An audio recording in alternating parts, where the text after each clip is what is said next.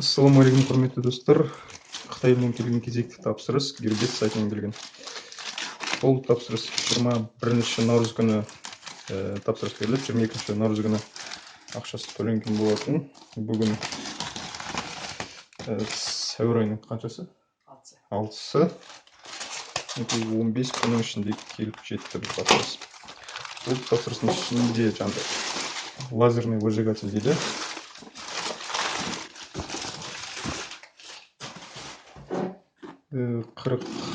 Ұмытпасам $47 тапсырыс берілген.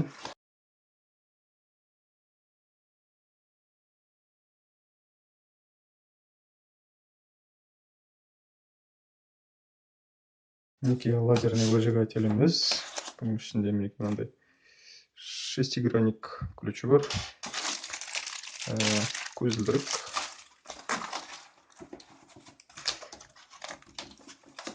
Және аппаратымыздың өзі. Және ішінде мінекей мынандай user manual бар. Осындай әншейін A4 қағазға распечатка жасап салған. Флешка 1 гигабайт. Бұның ішінде жаңағы принтерге арналған драйверлер бар.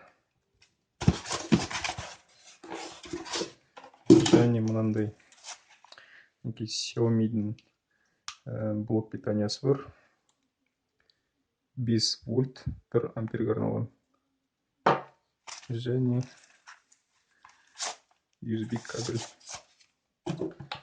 Андай двойной кабель. Мына жағы компьютерге тұрылады. Екінші басы. Получается, біреуі жаңағындай кабель питания тоққа арналған, екіншісі дата кабель дейді, жаңа информация компьютерден жаңа мына машинаға информация беруге арналған. Мінекей осындай ғана шағын аппарат. Мінекей мына ішіндегі бөлшектері жылжып кетпес үшін осындай скотчпен жапсырылып қойылған. Мінекей Nedge деген жазылуы бар.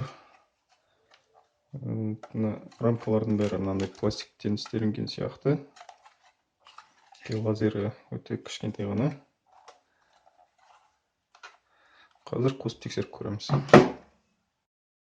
Достар, мінекей мына қазір программасын қойдық, драйверін қойдық. Мінекей компьютерге осы өзінің ішіндегі алдын ала дайындалған заготовкасы бар екен.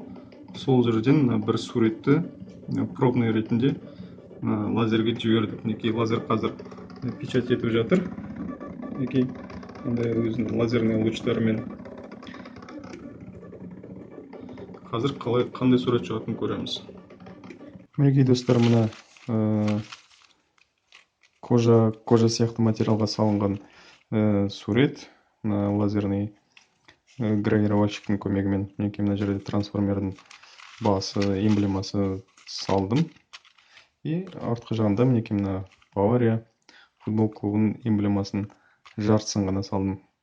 Бұл өте ұзақ уақыт алады бұндай жаңағындай үлкенірек эмблемаларды салу.